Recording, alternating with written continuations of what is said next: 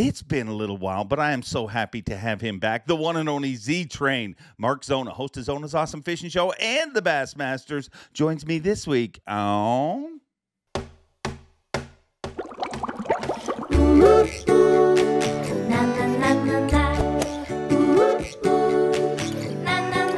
I'm Bob Cobb from the Bassmaster. Welcome to Mercer. Welcome one, welcome all, friends, family, freeloaders, fishing freaks, and of course my humpers. You're all welcome here at the Awkwardly Honest Fishing Podcast that goes by my last name, which is Mercer. Welcome into the 160th edition of the Mercer Podcast. I hope you are having a wonderful week. As you watch this, God willing, I'm already on my way, if not already there, to Columbia, South Carolina, Lake Murray this week. That's where we're going, right? Yeah, Lake Murray in Columbia, South Carolina. That's where I'll be this week for the Bassmaster Elite Series. And if you're in the neighborhood, make sure to stop by, say hello to myself. And Davey Height will be there with me this week. So it's always a good time. I look forward to seeing all of you there.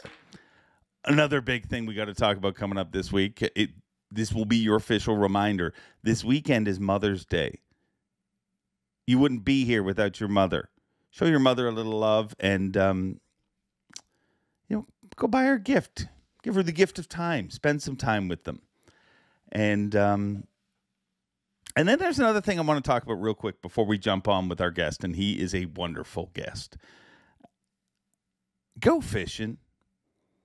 I know that sounds stupid and simple and juvenile, but literally go fishing. And I'll tell you why. It'll make you a better person. It'll make you a happier person. And I experienced that recently. Believe it or not, I mean, I fish for a living, but when you fish for a living, you get stuck in this grind, and I'm not complaining at all, but this grind of like just actually physically getting to fish. And I had gone for a stretch where I hadn't been on the water. I had been talking about fishing a lot. I had been doing a lot of podcasts, doing a lot of different things, but just not physically getting out and fishing. And when I did fish, I mean, it was generally always with a camera there or some kind of business thing connected to it.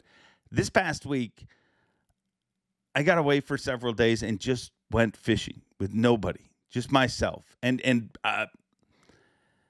whether you do it alone, you do it with a buddy, it doesn't matter. But I was just reminded, just like, it is freaking therapy for me. And my wife has always been that way, where she's always said, you need to fish.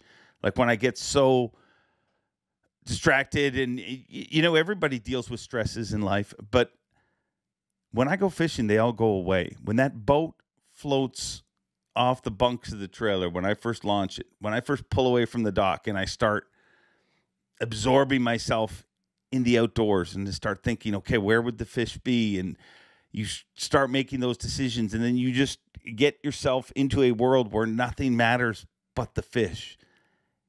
That is therapy to me.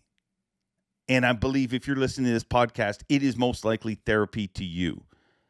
So make sure you tell your mother you love her on Mother's Day. Give her a gift. Be kind. But go fishing, because it is our therapy, and the world needs a little bit more kindness and happiness. I can tell you right now, I was a lot better person driving home from that fishing trip than I was driving to that fishing trip. And it's always like that for me. So go freaking fishing. That's my message for you this week. A guy who doesn't need to hear that message is Mark Zona, this week's guest. He spends an incredible amount of time on the water. He is he's one of the major reasons that I got the job that I have at Bass. And he is one of my best friends on the planet. And this show, we talk about, everything. We literally, from his Chicago Bears draft stories to bass fishing to smallmouth evolution to everything going on in the Elite Series, everything going on in the industry, good, bad, or indifferent. We kind of try to cover most of it here. And I think you guys will enjoy this one. We travel all the way to Sturgis, Michigan to hook up with the one and only Z-Train, Mark Zona. Z-Train, Yes, sir. You've been on this podcast before. It's been a little while, but this is your first time officially as a freaking Hall of Famer. Oh my gosh. Oh my gosh. It's it makes me feel uncomfortable actually, even like hearing that. Yeah, it's strange. Very strange. I was talking to somebody last night about that, and oh my, it's very hard to comprehend. You, Dave, you know me pretty well. I'm not a big awards, and Karen boxed up I think 100 tournament plaques, and we gave them away. It's just not. But that one is, I guess now that I've thought, and I have, like, when I'm driving, I've thought about it a little bit, and it's weird. Like I my hands shake when I think about it. It really, in all honesty, look, dude, I'm a dork. You're a dork, Dave. And when something like that comes across, it puts into perspective. It puts into perspective the people that you and I that we work with, of how good they are. Because to have a personal achievement like that, people got you there. Really intelligent people from everybody in 1200 Scott Street at JM Associates, Middleton and McInnes and Tommy, and it's really bizarre to go into the Hall of Fame with Mike McInnes. I look up to him. We're all best buds, and kind of all that side of it. But those people in that building are so talented. All the way back to Van Dam, 21 years ago, saying, "Man, have you ever thought about being on television?" And it's just it's what's weird is it's more of how I look at it now. We love our job, but you miss a lot of family stuff. Yeah. You miss a lot of family stuff. And for some, it really, really weird. It's more for Karen and the boys than anything. God, I'll start crying, man. I will. What's weird is I was thinking about this last night, because the neighbors were talking to me about it a little bit, and I remember 30, 40 years ago, I would be on this lake and I'd catch a bass, and I'm like, where is all this going? Like, where? Because I was so addicted then to last night on the pontoon boat, just catching a 12-inch bass, to this day. And I guess, the other side of it, I also looked at Karen. I'm like, all right, got in the Hall of Fame. Let's wrap this up. Let's wrap it up. But it is such, and I mean this. It is such an honor to have worked side by side with the best people in this. You being one of those. I'm so friggin' lucky, dude. I'm so fortunate, in so many ways. So what I take from that is you're totally gonna bawl during the induction ceremony. I'm gonna keep it. I'm actually not going to the dinner. I'm not going to the ceremony. That would be the ultimate Zona thing to do. I know it would be too. It's crossed my for the Dave Mercer podcast. There's a few people that don't know. I am genuinely horrified of human beings. Horrified, and being in a room with important people terrifies me, in a very big way. And I thought about doing the Irish goodbye, where I'm like, all right, I got to go to the bathroom, and I just don't come back in. Right? And what was funny was Dustin from Bass Pro Shops. He's the head of marketing. He knows my massophobia, and he's like, wow, looks like you got to go to that dinner. I said, absolutely. It's not mandatory. It's not mandatory.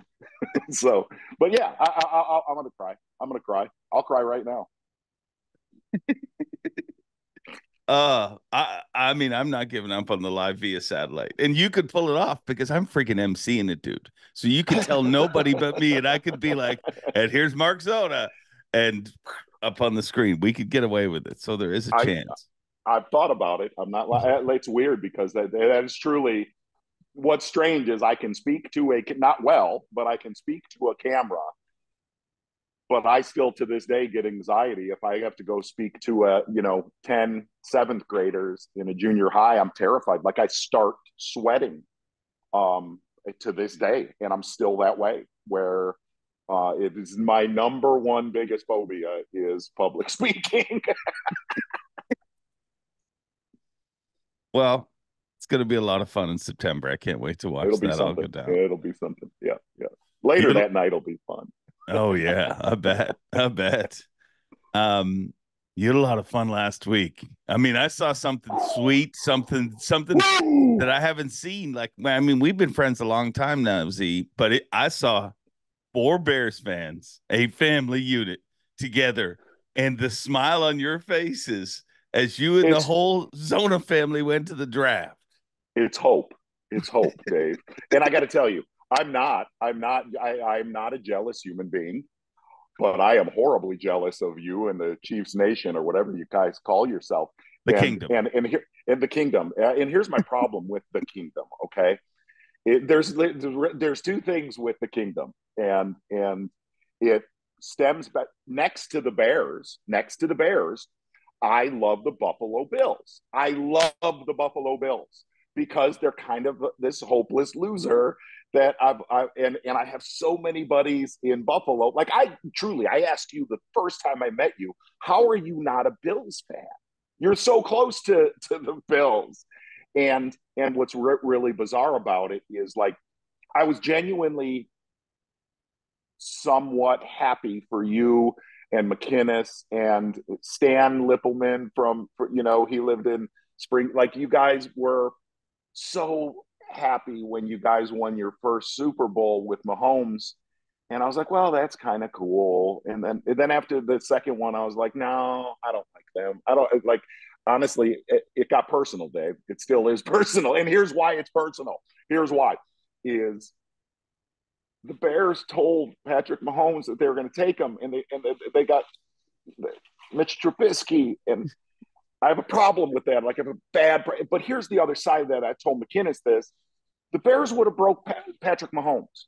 They would have broken him. Like, all right, so it's weird. Like I almost think I don't want to say this. It's almost like I feel Caleb Williams is Bears proof. Like they can't stop it. All right, so let me tell you what happened at the draft. You ready? I have not told you this story, but I'll never forget this. So, unnecessary name drop. Mike Golick and Frank Ragnow got us NFL hospitality badges, right? So we're all jacked up. We get to the draft, and they turn next to the actual sea of human beings. They turned a Texas de Brazil into the hospitality viewing area. And I'm like, that's where we went for my birthday. Did we just walk into heaven? Because I think we walked into heaven. So it was cocktails, steak. But here's what's interesting. Okay. You couldn't see the stage. I'm not kidding. You could not see but there's big screens everywhere. Look, dude, it's steak and big screens of the draft. But you could see the sea of people in front of you. And the boys, it's weird. They had like a deck outside of but you could not leave the deck. Okay. So I walked out, and Hunter and Jacob were like, we can't go see the draft. I'm like, well, just watch it right there on the TV. We're all good. Just enjoy yourself.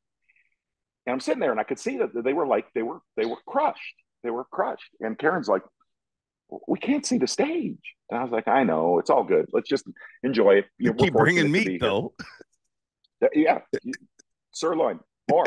So anyway, so you had a few cocktails, and I looked at Karen and I went, I can get to the stage. She's like, what are you talking about? I said, I can get up there. She's like, okay, take a selfie when you get there, Mark. So I walk up to, there was like 9 rows of gates of security to get to the stage. And the very first lady that I walked up to, she's so kind. Like I could picture her face. I said, so I'm all alone. I walked up to her. I got my hospitality badge. And I said, ma'am, the NFL guy in the hospitality told me he pointed at you. The draft is in 45 minutes and they want me up at the front row. She goes, what'd you say, baby? I said, the NFL. She goes, what NFL guy? I said, I have no idea. She said, what are you talking about? I said, he's up in the hospitality. He pointed at you. And I said, I got to be up there like now. And she's like, well, come with me. Walks me to the front row. But here's the problem. Now I don't have my family. I text Karen, literally, I can show you the picture. I text Karen this picture, okay? I text her this photo. Let me show you this. Literally, I am in the front row. I'm in the front row. And she's like, what about us? I'm like, what about you? So then I start feeling, so it's 7:15, 8 o'clock draft start, and I start feeling like really guilty, but I don't want to leave. Like I'm in the trench, right? I got in. So I start pacing a little bit, and I'm like, all right, this is horrible. I walk out, and she's like, how'd you do that? I'm like, I just BS my way down to there. And I said, let's go try. I said, let's go try. So the kids, I go back to the lady and I said, ma'am, I forgot my family. And she goes, all right, I'm starting to call BS on you. She said, go back in the hospitality thing. I said, no, I got the family. The NFL guy went. She goes, there's no NFL guy. I said, there is an NFL guy. And he wants our family down there. She goes, go up in the hospitality. So we turn around and it's no joke. I hear Mark Zona. And I turn back around and there is a cop. And he goes, I watch all your shows. I'm like, you got to get me down to the front row, bud. And he's like, come with me. And the lady looks at me and she's like, go ahead. And he walked us right down to the front row. Like, here's what's funny is he walks us down and he goes, this is your table. Do not leave your table. Do not misbehave. Enjoy the draft. And he checked on us a few times to make sure we were not misbehaving. Wow. Wow. Yeah. So there you go. Hey, I mean, you make your living talking. If you can't talk your way into the draft, who can? Literally, when Roma Dunze was picked, that was to me, that for us pathetic Bears fans, everybody, you knew Caleb Williams was going to be number one, but all the I'm a podcast stalker where I call in the podcasts, and the biggest thing was pick number 9. I thought the Bears can mess this up. They will mess this up, and they'll pick somebody that nobody knows. And like when they said his name, like we all just went crazy. It was great. It was great. Great memory. Great memory. You got right up front row, and you were screaming at Rome when yeah. I mean you it was cool to see you as a fangirl. I lost it. I literally lost it. And what's funny is his agent has texted me, and we're gonna go fishing in June together. I know, this is so nuts. And I'll tell you what was really. I know this is a fishing podcast, but let's talk more about the draft. So there's this dude with glasses, and I'm looking at him, and like all these people are just walking up to this dude, pictures and pictures and pictures, and the kids are like, "Hey, that's Sketch." Yeah. I'm like, what does that mean? I said, he looks very important, like very important, yet not. Like, and so he came over to our table, and we were talking about, and he looked at me and he goes, yeah, my dad and I, we hunt whitetail bucks. I want to go whitetail buck hunting and largemouth bass fishing with you. I'm like, Sketch, let's go. Let's go. So that capped off the entire. And what was funny was I did not know before that evening. I did not know who or what Sketch was, and it was amazing because like the dude plays video games and just what's up, brother? goes to what is up, brother? Like it was unbelievable. Like he hung out with us for like a while, and I had the boys like explain what he does for a living. It's almost like telling somebody that you commentate bass tournaments, where you're like, I don't understand what you're saying. Right? Like I don't understand that. He's I had a similar experience. No, I didn't get to hang out with him or anything, but I swear to you, like I don't know, 3 weeks ago, whatever, at our last event, I'm doing a thing with Swindle, and Swindle says something, "What's up, brother?" and does this his hand movement that sketches, and I'm like, Don't what know is it. that? And people are like, you don't know Sketch? And I'm like, no, he's like huge on TikTok. And I'm like, I didn't know who he was. My No kids idea. couldn't believe I didn't know who Sketch was. And literally since that moment forward, if I put on any social media, anything, all I see is, what's up, brother? Sketch Yes. is everywhere. Everywhere. Everywhere. Just, and what was funny was he had this, and I was, again, Dave, not a jealous person, but he had this badge where he could walk anywhere, Anywhere. like anywhere. And I'm a little bit bigger than Sketch, right? And I literally was sitting there contemplating stealing his badge, like rough talking him and taking his badge. And like I saw myself walking backstage to the area before the guys were like, there was a part of me that thought about taking his badge and announcing the Bears' #1 draft pick. I don't think you could take Sketch's badge. I mean, look, he's so beloved by people. Like he wore a Texan shirt out, and they still Yes. cheered him. Like everybody Yes. else, they booed, but they cheered him. Everybody. I think if Sketch is a treasure. I mean, Yes. and he's also what's wrong with the future, because he literally 100%. had a job as a real estate agent, I guess, but never did it. Like said, he made one call a day and would sit at home, and he said he prayed that he wanted to just be famous. He had no idea. One day he said, I'll start streaming, and guess what? Sketch is famous. My father, I explained what was funny was Karen, I'm bouncing all over, but Karen posted the picture of us hanging out. And what is funny is how many 25-year, like our friends' children went crazy when we posted that. And to the right now, Dave, I still don't get it. I do not understand it. But yeah, we're gonna go bass fishing to get the Sketch. What is up, Sketch? What's up, brother? Exactly. I'm a big fan of Sketch. I mean, I've been into him, but I worry that like he might be one of those dudes that like when you shoot with him in a month or so, he'll be at the height, but by the time the show ends, people will be like, who's Sketch? But he's a good dude. Like he really does seem like he's a very normal, good dude. Yes. Agree? Yes. 100%. And not only that, I'll be honest, like Sketch off camera is a lot of fun too. Like he fit right in with our table. You know what I mean? Right? And I noticed he was not leaving our table too. Like he yeah, Sketch fit right in so many ways. Maybe you can bring him to the Classic or something. I don't think that's going to happen because I literally, Dave, I was like, Sketch, you don't bass fish. He's like, and Sketch is colorful, like profanity. And like, he was like, oh, I do bass fish. Like, I can't give you the exact words, but he says he's got a lot of game. That and whitetail bucks. Yeah. Zona, we're going whitetail buck hunting. I'm like, oh, no, we're not, Sketch. We're not ever going whitetail buck hunting.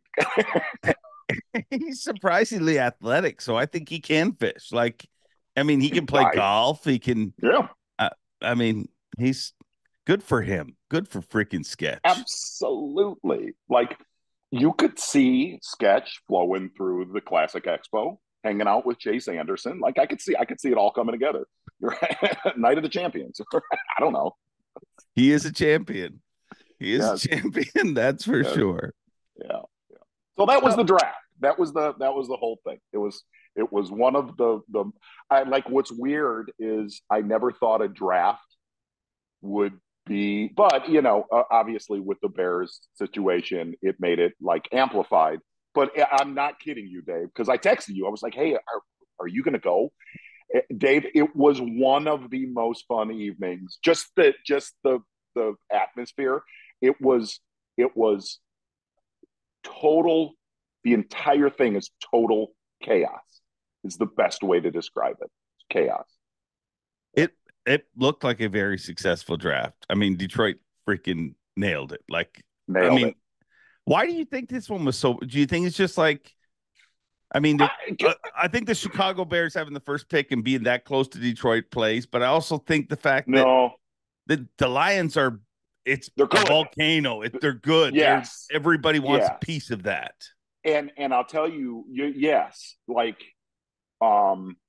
you could feel, wow, we don't suck anymore. You know what I mean? Like they were when the Lions had, it's interesting, and I've verbally beat Van Dam down. Like I was when they had Stafford and Ndamukong Suh, Brandon Pettigrew, and Calvin Johnson.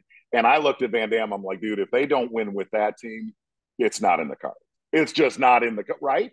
And you also knew when Stafford got out of his rookie contract and they had to pay him, it's almost like it prolonged the pain because they weren't able to. Not only that, what's really strange while we're talking football, if you look at what the Chicago Bears have done for Caleb Williams, wouldn't you think like Justin Fields is like, why didn't you help me? He like, has really, some abandonment issues. Like, yes. I mean, dude, they got him DeAndre Swift, Keenan Allen, DJ Moore, Roma Dunze, an offensive line, and you feel so bad for Justin Fields where you're like, why y'all hate me so much, right? So bad. It's so bad. But anyway, moving on. If it all works out, you'll forget about Justin Fields. It'll be. Oh no, he's already in the rear. Like we the jerseys are gone. We got new jerseys. I bet you do. Yeah, don't worry. All right. So if you're going to make a successful fishing podcast, the worst thing to do is spend the first 20 minutes talking about NFL football, because some people are probably pissed and not here anymore. But it's all right. It's who we are. And yes.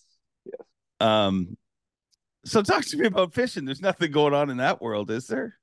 What's weird is I just got back from taping. We had a big week taping, and I got to see something on camera this week fishing that we had 31 pound. And I thought of you and a lot of your viewers. And I said this during the show, we had 31 pounds for 5 smallmouth on camera.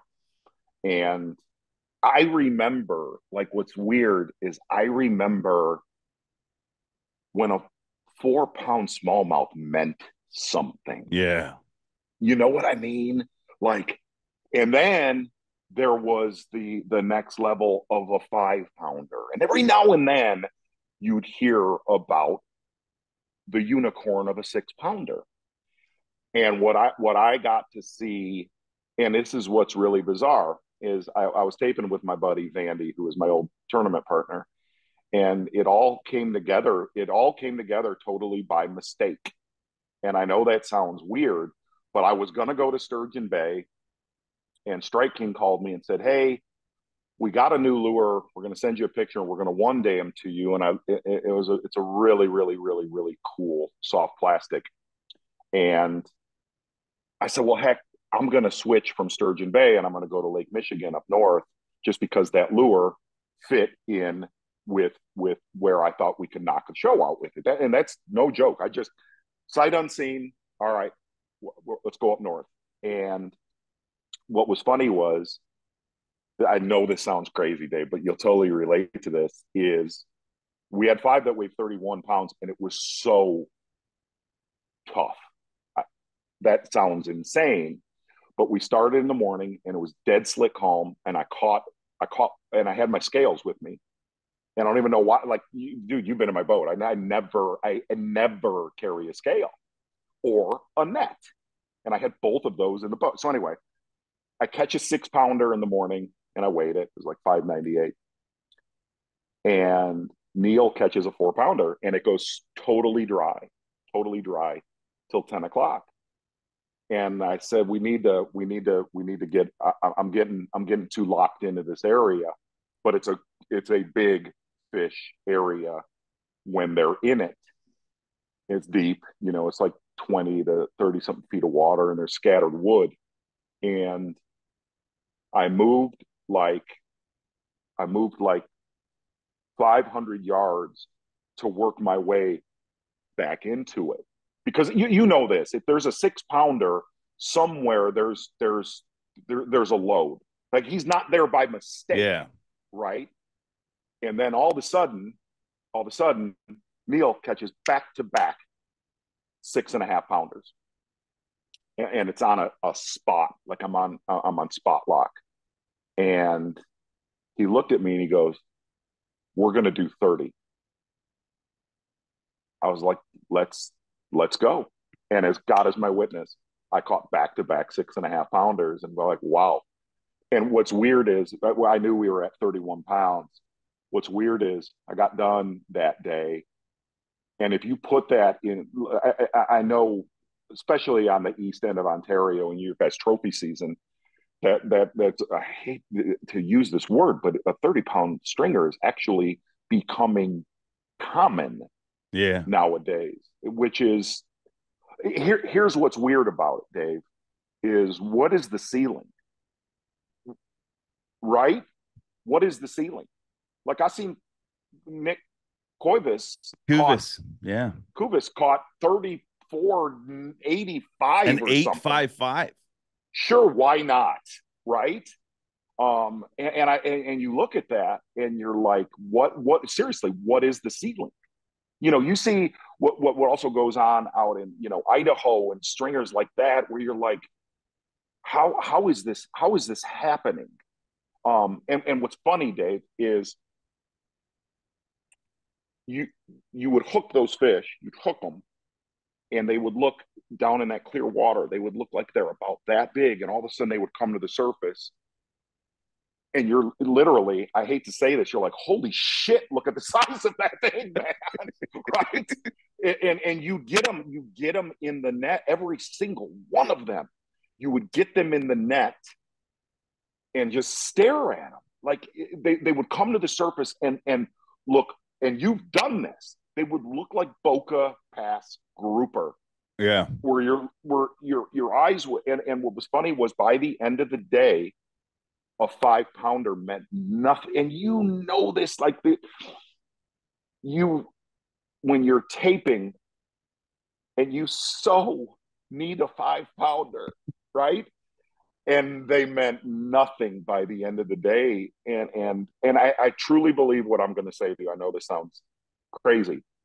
There was another angler out there, really, really, really good fisherman, and caught one of the biggest 5-fish stringers I had ever heard about. It was over 35 pounds out there. And he gave me room. That, like, he was out there that day and he came up and he said, "Hey, I just want to say hi." And I said, "Hey, what's up, Andrew?" And he was with his father-in-law who flew in to fish with him. He said, "Dude, I'll give you the area." And it was weird when we hit that mark. I could see him miles away. And I called him and I said, "Are you catching him?" And he's like, "No, I'm not catching him." And I said, "Man, I feel really, really bad." I said, "Listen, we've got 31 pounds. I said, bring your dad over here right now." And he goes, "Are you being honest?" I said, "Absolutely." And they came over and they started crushing them, big ones. And then my selfish side, I was like, "All right, now, go on now. Going back where you, but you got a little bit. Yeah, it was Dave. I mean this. It was a very special experience, and to do that on camera with the crew, you knew something was happening because we were all kind of just looking at each other after the fourth one where you're like, wow, this is going to happen. It's going to happen. So, yeah. Those are, you said you were jealous of me at times with the Chiefs. That's when I'm jealous of you at times because you really have, I mean, put your show.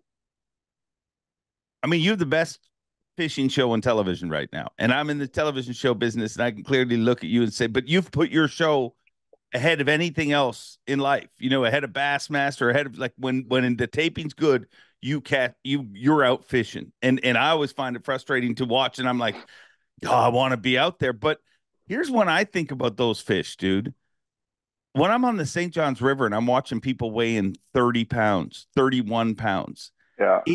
it's so weird to me. Like I'm surrounded by largemouth, but all I can think about is those 30 plus stringers of smallmouth because it makes it even more amazing when you're watching a guy weighing 31 pounds of largemouth and you're like, well, they're catching 9-pounders.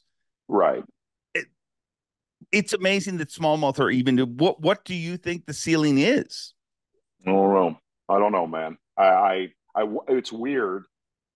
I've heard Van Dam say, the good old days are right now. Because I don't know what the ceiling is. Like how, yeah. And I'll tell you what's weird. Talking about Van Dam is there was something that happened. I remember fishing against Azumi in an Everstart. Dave, I don't know what year. I'm going to say it was like 2001-ish. And what's funny this is no joke, there was a Bass Open in the late 90s where on Lake Ontario, I think it was taking like 17 or 18 pounds a day to win. Okay. And then there was a span where a Bass Open or an Everstart,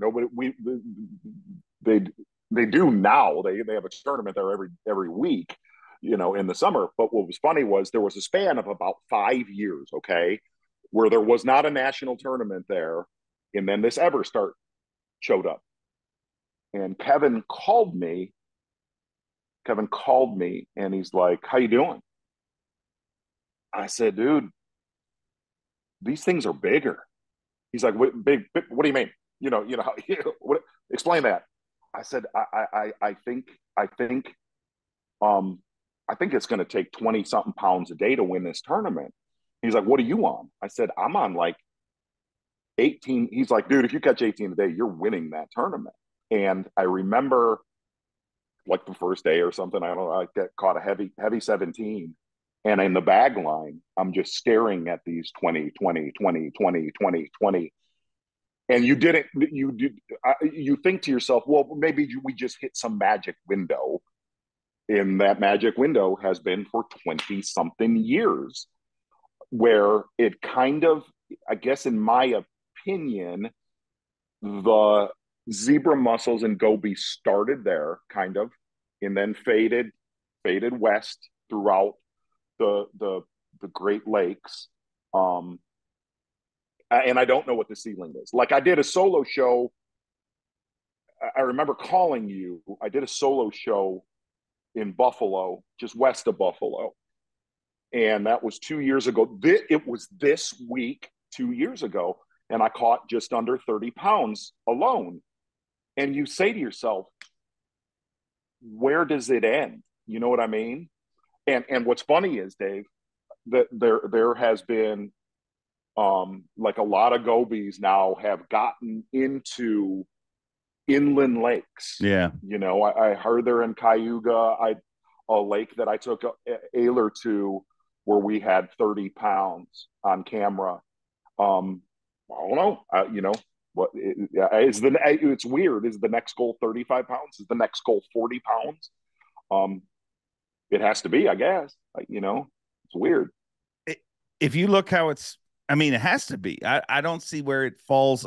I mean, obviously it has to slip up, but I mean, when you're saying that, I'm thinking about like, I remember many, many years ago weighing 23 pounds and having people go, holy, like absolutely. I'm not talking dude. spring or fall, but then I also remember that, just a few years later, 23 pounds was nothing. Now it's like, we're seeing 25s and 28s and now 30s. And it's what's weird?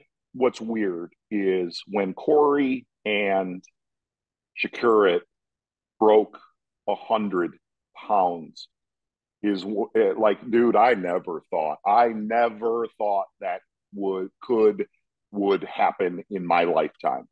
Of course, it was the tournament that I wasn't working to, and I remember watching it, and you're kind of like, what in the heck is going on, man? And to where no, it's not a perfect scenario of conditions. It's what it is. Yeah. It's what it is. Yeah. Yeah. I think the only thing And, that stops them from cracking 100 there every time we go there is time. This year, yeah. it might be very difficult because we're running from Waddington. So, but the difference is they're all going to run now. Like Yeah. unless they shut that lake down, which I don't think that they are. They're all going. They've all seen it now. They all. The other side of it is, if you don't go, you Yeah. should have your brain checked. Like, literally, I get playing it safe, but you are not in contention if you are not out there in that lake. And I'll tell one last thing on that, Dave, is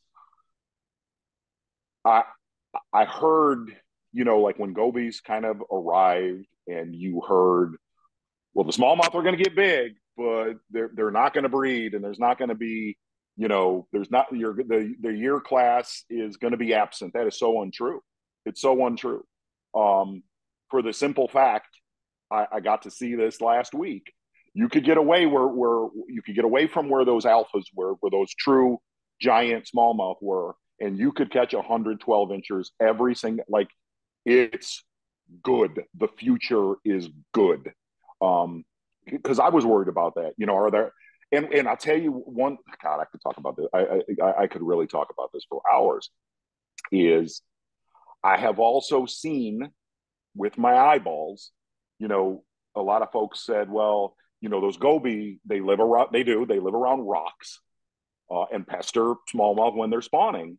I have seen, especially St. Clair, to where smallmouth have relocated where they spawn and will actually spawn on sand. Now, they will absolutely, to get away from that nasty little pest, they will spawn on hard sand. So I guess what the point I'm elongated, they have figured out how to evolve to get away from that pest when they reproduce. Yeah. I mean, same thing's happening on Erie. There's a lot of fish spawning on sand. I mean, there was stuff Yes. that we fished for years that we thought they were pre-spawn. Oh wow, these are they go up, they come in here to we thought, you know what I mean? You read enough Bassmaster magazines, you believe your bullshit. So we thought that we found this spot where they come pre-spawn, and then it wasn't until we put a camera down there, or 360 got so much better, and you can literally see the beds. I mean, they're Yes. bedding out in that. It's fish evolve. What's very fish evolve, that is so spot on.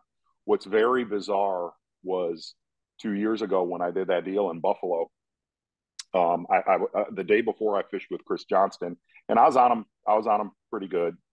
And what was funny was Chris left. We got a show shot, and I said, "Well, I'm gonna come up. This is a layup, right?" And in the morning, you know where I fish. You know exactly, like, the area, and there's nobody. There's just nobody there.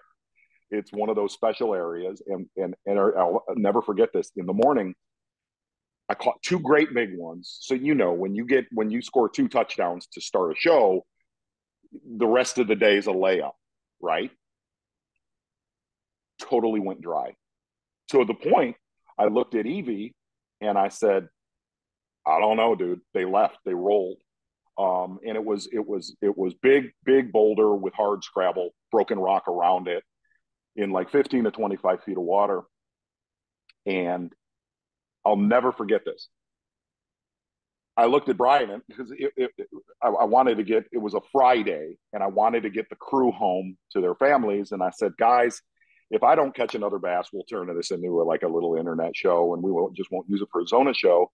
And I said, we'll put it on the trailer in the next hour. And I could see it was kind of demoralizing to the crew. And I was idling from one rock area to another rock area, and I was going over pure sand about 300 yards away from where Johnston and I caught him the day before. And I saw a school on my side imaging. Dude, if you see a school of bass, smallmouth bass, they're big to show up, right? And I looked at Evie and I said, that's them. I said, that's them. They moved. They're on the sand. And I'll never forget this. I grab my rod and I launch a tube behind the boat and I wave the camera boat off. I said, back up, put it in neutral. And my line just jumps. And I catch one. That's a light 6.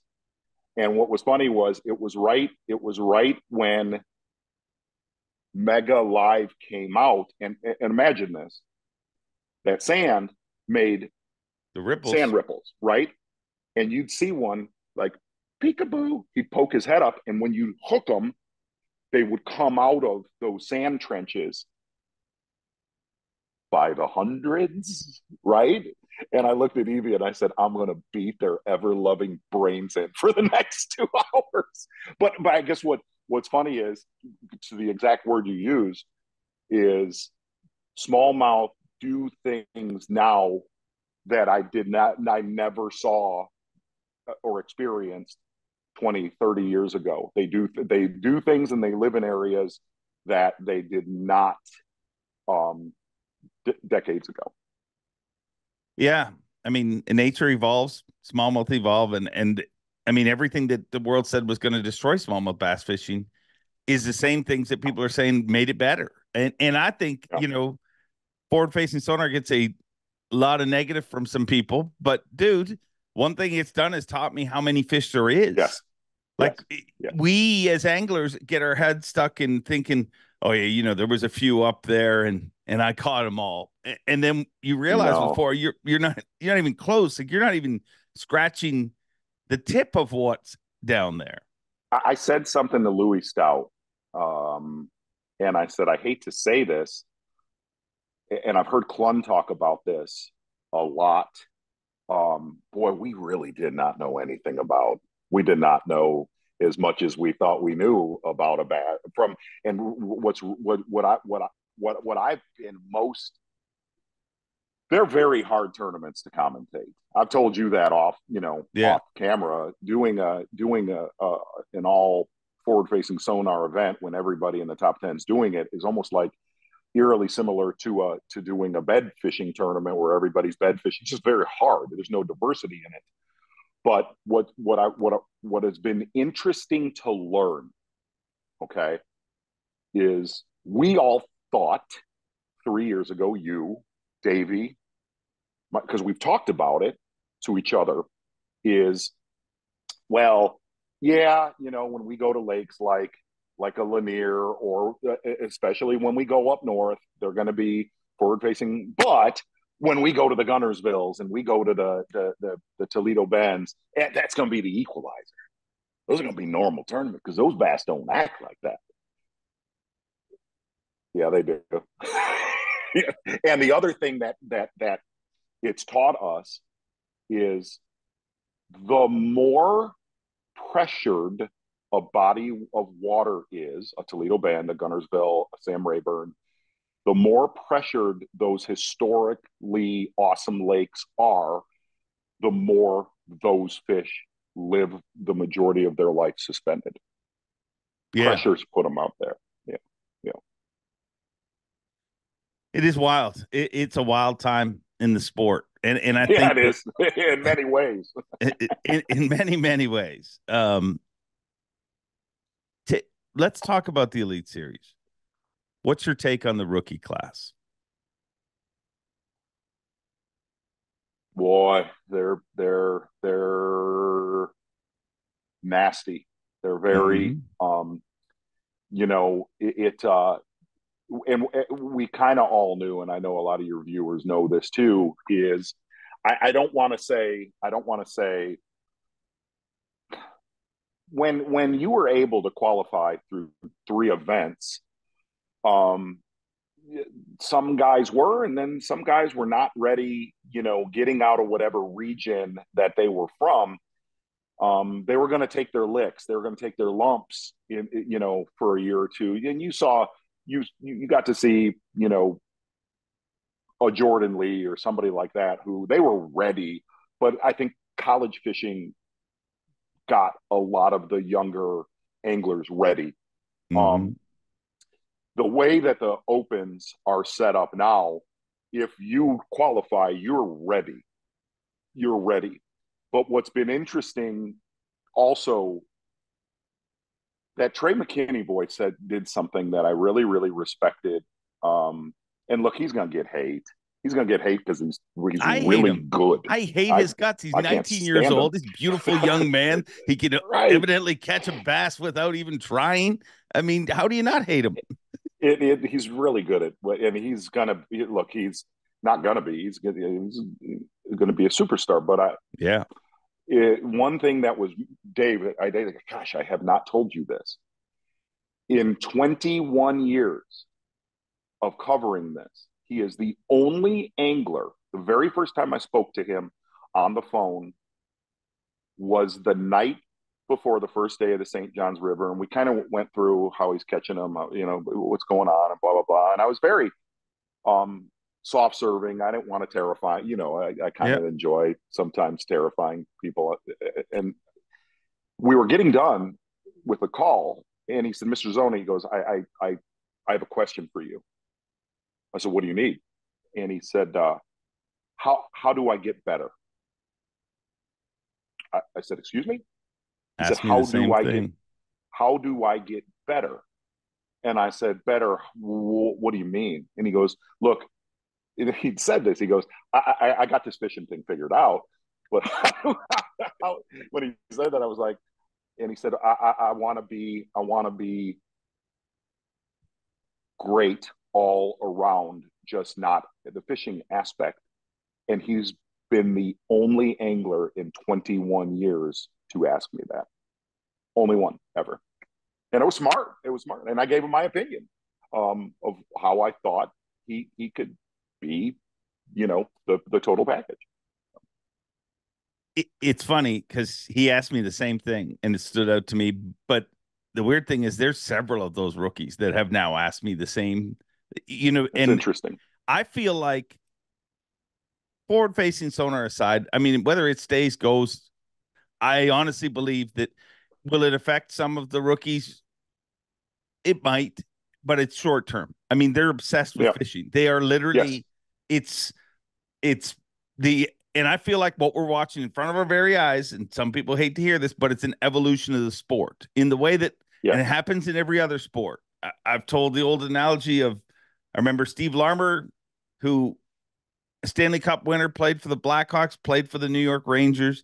And I remember doing a charity event with him when I was in my early 20s. And I remember him saying, the NHL isn't what it used to be. And I'm like, well, what do you mean? And he said, well, he goes, now we used to show up to training camp to get in shape.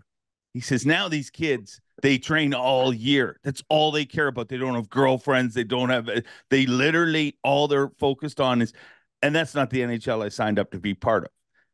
I think that very same thing is happening right in front of our very eyes right now, because you got people like Tyler Williams, who literally left his house after Thanksgiving. He will not be home to Maine. I mean, and Maine is out of the way, but it's not Idaho. You can get back to Maine. He will not return to Maine until after the tournament in Waddington, New York. He is living and breathing. I mean, he's those rookies, those NHL rookies that showed up in shape. Yeah. Not a good analogy for Tyler, but. I'll tell you what's also, it's when I talk to a lot of the rookies, I'll ask them, hey, besides fishing, what are you into? Like, what's your jam? Are you into the NFL draft, or is nothing? Fishing, and you've seen that a lot the last couple years, and really the way the sport used to go was, there was always, when you got to our age, Dave, there was always, for a lot of the veterans, there was a slow exit. Yeah. Not in, you know what I'm saying? It doesn't feel like that right now. It's like if you don't perform, you're going to go like, and that's sad. It's sad in a way, but it seems like if you don't put the ball in the end zone, you're just not gonna make it at this point. And it's weird, but you're seeing that at an accelerated rate right now with a lot of the younger guys immediately showing up and replacing a lot of the stars. Because you could see that frustration with a lot of the veterans. You know exactly what I'm saying.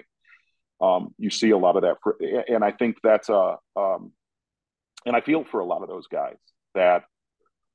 But if you don't put it in the end zone, there are people here to take your job, and that's what professional sports are. Yeah, and every other sport is like that. Fishing has not been like that for a long time. Ronnie's trying to do that to me right now in studio, and all of us. But and here is a credit to young dudes. They're relentless. Ronnie is relentless. He is a bass fishing. He's a hard worker, and at the end of the day, that is what wins. Period. In anything in life, hard work beats the person that doesn't work as hard. Yeah.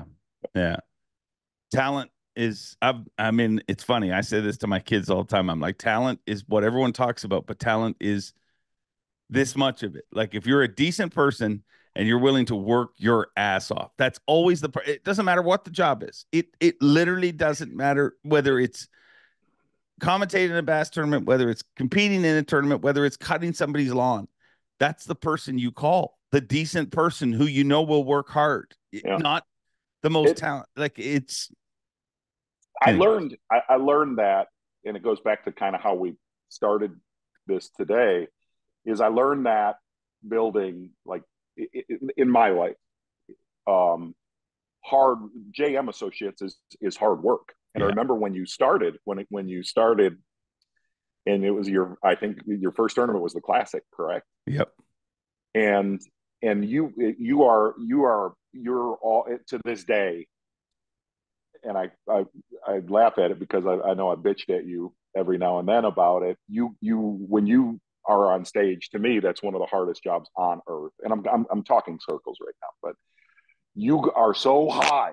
You're so high when you are emceeing a weigh-in that you have a crash. You have a epic crash every single day that you come off stage. And I remember the first tournament. You called me and you're like, "How'd I do?" I said, "You did fine." And you're like, "Well, no, Mike McKinnis didn't even say good job." And I said, "Yeah, and he won't." Right? And you're like, what do you mean? I said, the only time you're going to hear from him or anybody else in our circle is when you screw up. Yeah. But if you hear nothing, you did great. that is how our group works. The only time you're going to hear something, Dave, is when you epically mess up. So yeah. Well, it's an amazing group to work with. It really is. And I asked Jerry about that once. I'm like, why does nobody ever nobody's ever critiqued me? Like, it's so funny from the outside. I mean, all I hear is, well, Bass tells them to say this, and Bass says that is so untrue. Do this. It is the most untrue stuff ever, other than a sponsor mention, other than it is now Phoenix Boats Big Bass. It is now, you know what I mean? Other than that stuff. Yes. It's it. I've never been told anything to say on stage or on live ever in my whole career. It's literally, but Jerry said, we hire people that we think can do the job. So when you show up and do the job, we don't need to tell you did the job. And it's what you're there for. Yeah. That's, we thought you could. That's why we hired you. So, you know what, where I will give, where I really, to me, and I don't want to go deep, the best leaders that I've met let their coworkers be themselves. That Yeah. makes sense.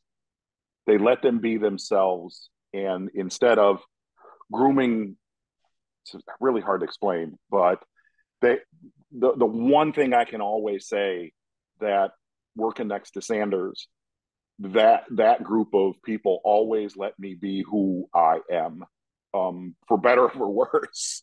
But I respect that. I respect that for never trying to hone me into something maybe that they vision. They let us be who we are, and that's I have a lot of respect for that. Yeah, very much. Very much. It's an incredible group to work with. So, one of the big topics that is Oh floating boy, around, and yeah, I'm almost at the point where I think there'll always be a big topic, you know. But right yeah. now, one of the big things, and I don't know how they deal with it, is where a fish is hooked. And You're going it's there, aren't you, really, Dave? well, I mean, yeah, I guess. I guess. I guess. It it to me, I mean, it's cut and dry on paper when you say, okay, well, every fish has to be hooked outside the mouth, but that becomes a bit of a mess in It itself, does. It does. because we all know as anglers, there's times when, I mean, you're throwing a jerk bait that those fish are clearly trying to bite it, but they don't get hooked inside the mouth. Yeah. You know, does it have to get Half of black? them. Half of them. Yeah. Um. I. It. Look. The situation that you're talking about obviously happened on the St. John's. With Corey, and I I think Corey's one of the best fishermen on the Elite Series. Um, Look, did somebody? If you're going to snag a fish purposely, you're Yeah. not going to use a wacky worm. Number one, Exactly. okay. But you're right. That's there's a razor's edge right there of and I said this to Corey. You probably should have called the tournament director immediately. That did not happen. And that's where the optics of the situation. Look, was he trying to do that? No, no. But he was sight fishing the majority of the tournament. Now you get into, if you got perspective view, are you sight fishing? That's where we're at in this. And Dave, I don't know. I've heard a lot of people give their opinion. You're right. Yeah. Well, all fish have to be hooked in the mouth. That also opens up a big Pandora's box of headaches. And I don't know what the answer is, man. I don't know what the answer is. Maybe hindsight, Corey have done something differently. I can't speak for him. He feels he did exactly what he was supposed, what the right call was. And it's up to other people to say, no, that was not the right call. I think they gave him a lie detector and he passed that. I don't know. And I don't know what the correct answer is. I don't know. I feel that I say that a lot nowadays. That exact Yeah, state. Like, and I'm thankful that I don't work in the tournament department, because agree. it's a tough time to make. And you've got so many armchair quarterbacks that are calling violations from what they see on screen. And I mean, I agree with you. Like, number one, you don't use a wacky rig if you're going to intentionally try to snag a fish. And why would you ever try? You're not fishing by yourself in the middle of a lake. Like, I could see where somebody snags a fish in the middle of the lake. There's nobody around, and then they lie about it and say, you're surrounded by cameras. Why would you ever try to snag a fish? I mean, because really, let's just say 99% of its body is in play, where you literally have 1% of the body that you got to hook it, and you're going to take that risk to try and, Hey, look, man, the optics look bad. The optics of it look bad. I said that point blank to Corey. going into the last day. But I said, hey, look, this is also a topic I have to cover the rest of this event, but it made me feel weird. It still does, because I don't know. I always put, I don't know. I always put myself, what would I have done? What would I have done? I think I would have called the tournament director and said, hey, here's the situation. Corey did not think he did anything wrong and said, I didn't need to call anybody. I didn't do anything wrong. I was not looking at it. Okay. That's how he handled it. But the optics don't look good. They look like shit. Apart from that fish, what about, I mean, everybody talking about fish getting snagged on a graph. I mean, and see, you've got more experience with forward facing sonar than I do. I mean, I have done a bunch of it, but you've done more of it. A lot. Is that something easily to do? Do you think that people are actually, can you physically snag fish on it? Yeah. Yeah. There's a lot of fish out there just floating around, and you can spine them with a jerk bait. You know, do I think people are doing it purposely? No, but I also believe you can run a jerk bait over one's back or a crankbait, and it is part of it. You know what I mean? And I don't know what the answer is on that, Dave, because we're going to get to that point. There was a fish caught in the Classic that way. There was a fish caught on Harris that way, where you could tell that fish actively was not biting. It was not actively biting the lure. And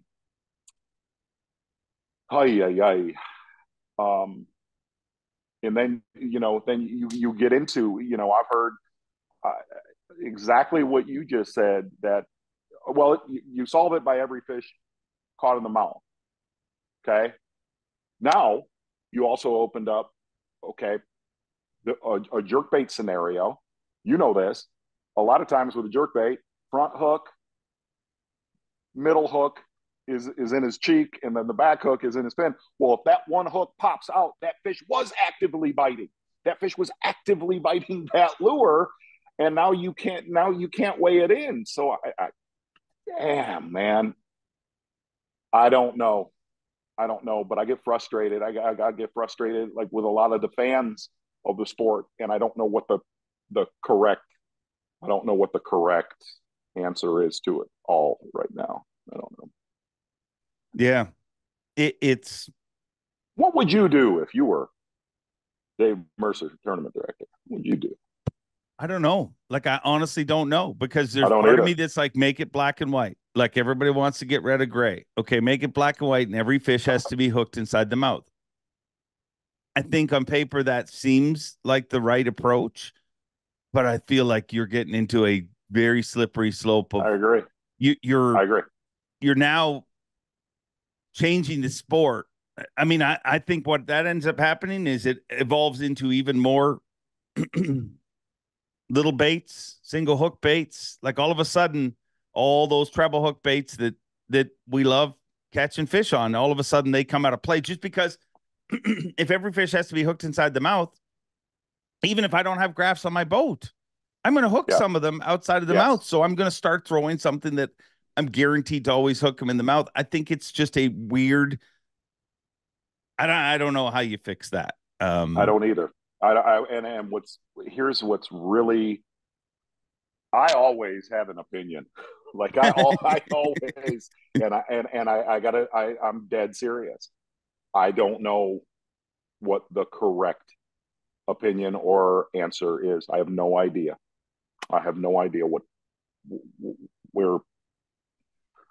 where we're headed. I don't know. Okay, so and that's very, very, very, very rare for me to say. While we're living in the uncomfortable world, playing tournament director, what's the future of forward-facing sonar in your opinion? Here's what's really, really. here's what's really strange about that is I do give Chase a lot of respect that he is on the topic right now. And what's funny is I told you this. He called me 2 months ago and said, I want your opinion about it. And I gave him 50% of one opinion totally for it. And then I gave him 50% totally against it. And he goes, you do know that you just gave me two polar. And I said, there's where I sit. How you There's feel? where I sit. Forward-facing sonar, I've made this comment on Bassmaster Live. It's a lot like fantasy football. The only person that's really having fun is the person that's doing it. Nobody else really enjoys it. And here's what's really bizarre. I had a buddy over here the other day on our pontoon boat. He said, I just can't stand watching that. And I said, but you do it all the time. Yeah. Oh, I love it. Absolutely love it. But I can't stand watching. And I get that. I get that. But I also think it's a very hard topic. Say, you hear people of get rid of it. I think it's very, very hard. And this is bass. Since I was a boy, our job now, but Bass's message since I was a kid is teach us how to catch more fish. Yeah. That's what, look, a lot of people don't watch Bassmaster because of the fishing stars. They watch Bassmaster to learn how to catch one more bass. Whether you're, I want to learn how to catch one more bass in my tournament, or I just want to learn how to catch one more bass, when on my day off, that technology does that, dude. It does that. I don't know. But what's really weird, and I made this comment, I talked to you about this, is the St. John's event. I made the comment earlier this year, might have been the end of last year. There are going to be so many anglers out scoping that somebody's going to blow it away up shallow because nobody else is up looking around shallow. We saw that. At the St. John's. Yeah. When I talked to Corey after the day one weigh-in, he said, dude, I went back in Salt Springs on this morning and there was 2 boats. That is a direct effect of people living and dying with that technology and didn't check the obvious. You're going to see that happen again. Whether it's this year, next year, you're going to start to see tournaments getting blown away in well-known areas that people just aren't even checking anymore. Yeah. Yeah. Well, boy, we're covering it all today, Dave. Well, we covering are. it all. I mean, it's what we're here to do. I ripped the Band-Aid off, and I figured we might as well. Yeah. And again, I do not know what the correct answer is. I don't know. But what's funny is it's so strange to get so excited when you see somebody actually like bass fishing, the art of bass fishing. And what's really, while we're talking about this, is I told you last summer I went and shot a show where I caught largemouth out in 70 feet of water, right? From top to bottom. And it's funny, it was probably, I'm like you, the majority of my shows are just us misbehaving and acting like hyenas. It was probably the most eye-opening learning Zona show I've ever shot in my entire life. And I purposely, you do run of shows, when you pick, all right, this show is going to go week 1, first week of January, second week of January. And I purposely did not come out of the gate with that. I did the first week was a frog show, and then it was a thunder cricket show, then it was a topwater show, and I purposely put it like show 5, right? And I told Karen, I said, when this show airs, I'm going to take arrows. I'm going to get beat up a little bit. And what was funny was watching the replies were either, it was so one side or the other side of that was the best show I've ever seen. I never imagined you could do that with largemouth. And then the other side was, you are the devil. How dare you air that? And what was funny was watching viewers fighting with each other, where you're like, what the hell is wrong? What is happening here? But I knew that show was going to ignite the for it, that technology, and the against it, and it absolutely did that. Do you remember anything in the sport ever being like that? Because it is. There's no gray. There's literally no people. I mean, it's like having, and I've told him this, so I'll gladly say it's like having Randy Blockett on your podcast. You're going to get a bunch of people view it, but you're going to get a bunch of people that, like, I've never had as many people that left comments that said, I watch every single week. I've never missed an episode. I am not watching this one. But then I've never had as many people make comments that are like, well, it's interesting because I didn't watch that one. No, but there's no middle ground. No in between. Like, it is a war. It's which that's what blows me away, because in fishing, it's always been, you do it the way you choose. Like, I got buddies who tie flies, and they think that their way of fishing is so superior to anything that we do. And that's what they get off on. And that's cool. There's no part of me, we make jokes back and forth, but there's no part of me that looks at them and hates them for doing it. There's no part of them that looks at me and says, he uses electronics and braided line, and they don't hate. They just, you filthy scum. You lower than I. You know what's I said this in that show. The lake that I did that on with the large, I remember texting you right after. I said, dude, I just caught them out in 50 to 75 feet on the bottom. Largemouth. And I remember talking to you about it. What's funny was, I said this at the end of the show, when I was a little dude and I fished with my father a lot, when you're a kid, like I'm looking at the lake I grew up on right now, is when you're a kid, I would always say to my dad, the biggest ones are out in the middle of the lake. You don't know nothing, Mark. They're under boat docks. And what's funny is, this is no joke, all we used to do growing up is we would troll. We'd start at one end of the lake and just troll with a lipless crankbait or stuff like that. And I look back on that now, like, we would catch bass in the middle of the lake trolling 10 feet down, and then you'd land the bass and just keep going. And now that I look back on that, they were always out there. They were always out there. And it here's what I'm having trouble getting this actually out of my mouth right now.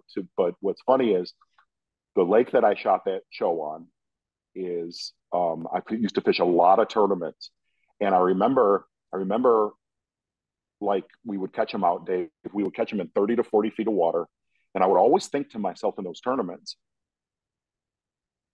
what's out there? What's out there? What's living out there? They were out there the entire time. Giants, the entire time. Never saw a fishing lure. Years and years and years of just being left alone. It amazes me. It absolutely, positively amazes me.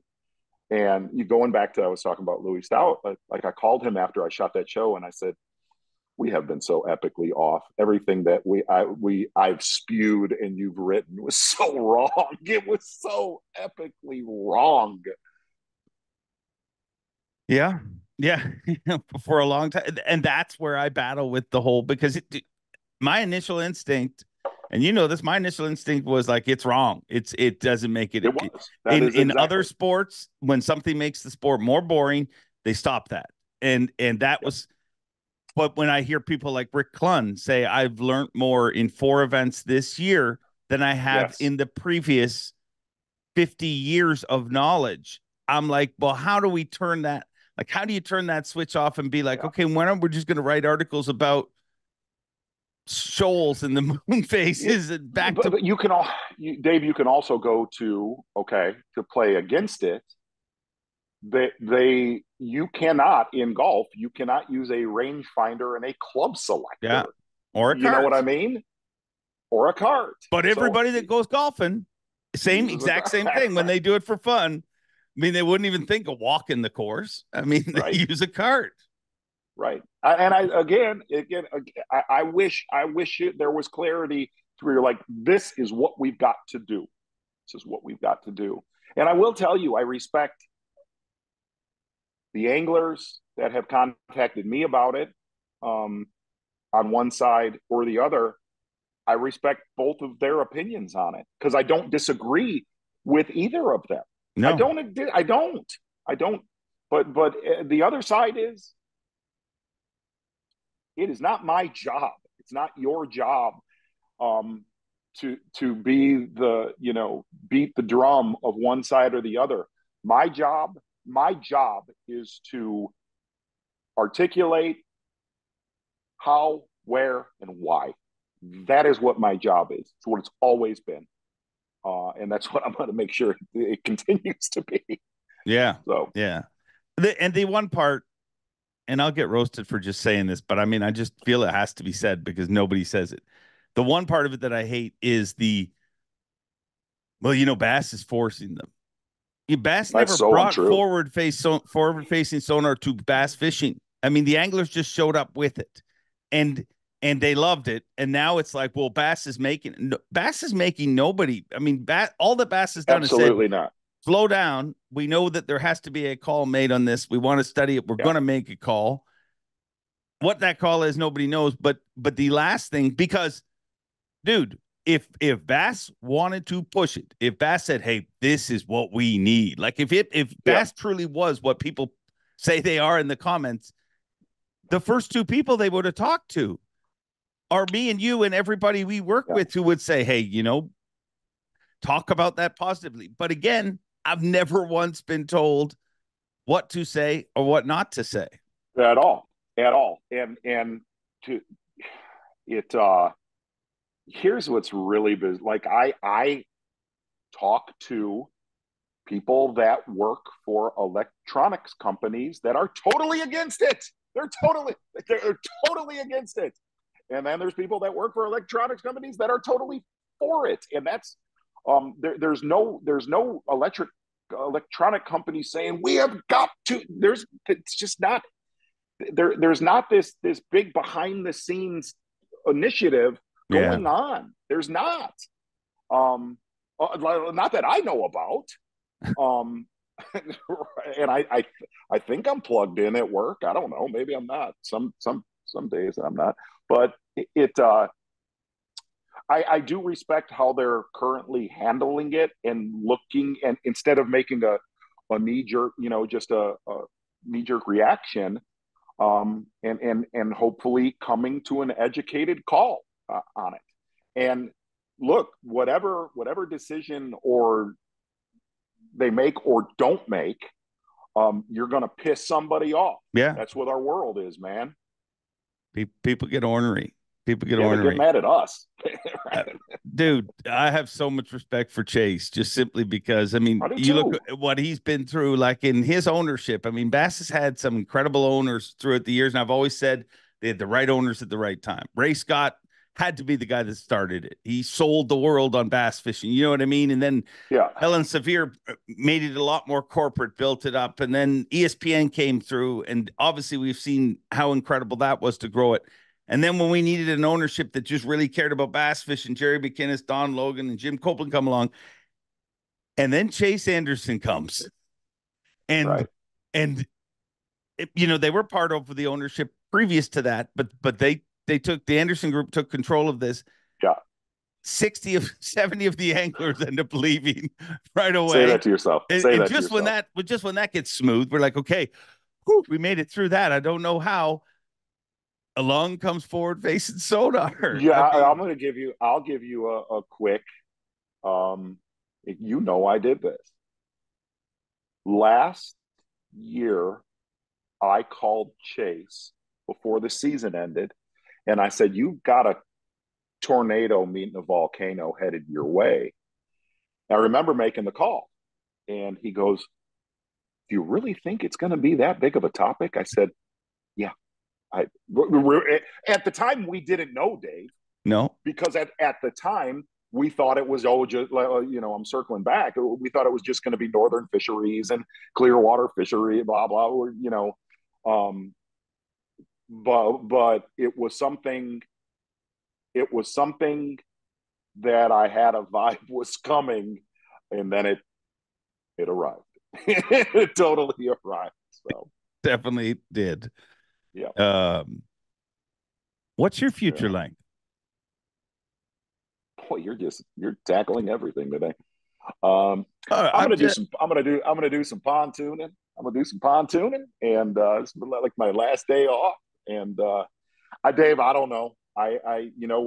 What's funny is Zona show is such a blessing, but it takes a lot of time. It takes a lot of time. It takes a lot of commitment, and I love it, and I'm so lucky of the goofballs like me that like the show. But I don't know. One day the ride on Bassmaster is gonna end. No. Yeah, it is. It is gonna. No. It is gonna. But the nice thing is gosh dang, I owe that company so much from all the owners, whether it's next year or the year after, whatever year it is.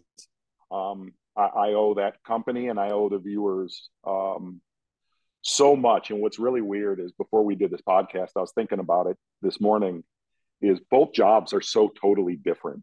Like commentating a tournament and then Zona World, they're so polar opposite occupations.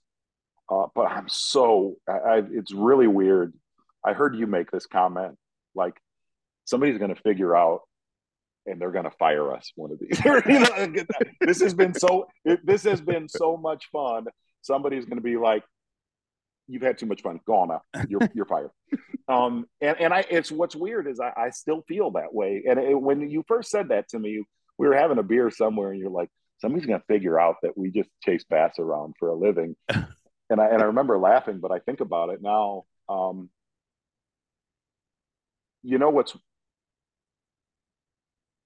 This has nothing to do with your question, but I love, and I know you do, and I know your viewers do, I love this sport so much, and I care about this so much that it consumes my mental capacity for it to be right and to be true and to have integrity.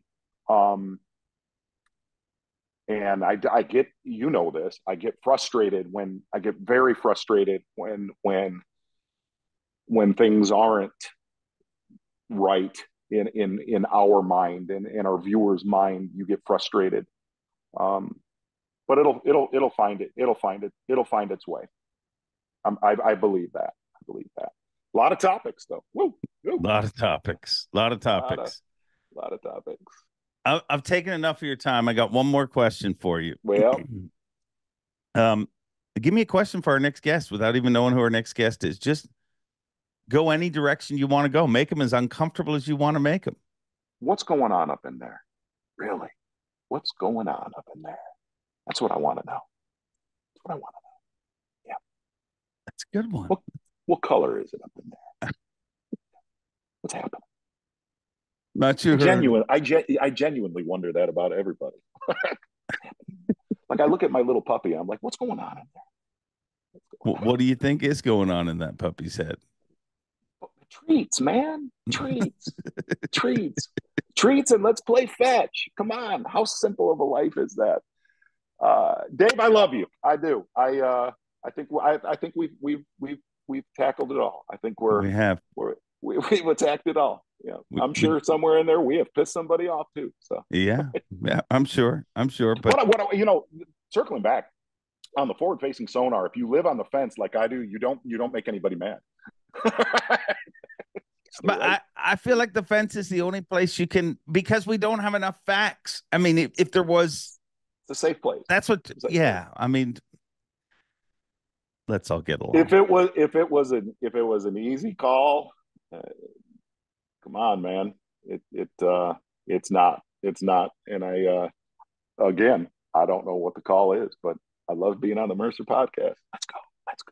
I love having you on here, but I know you love pontooning more. So go pontoon. I do. You're the best, bud. Thank you very much. I love you, brother. I appreciate every moment that you give me.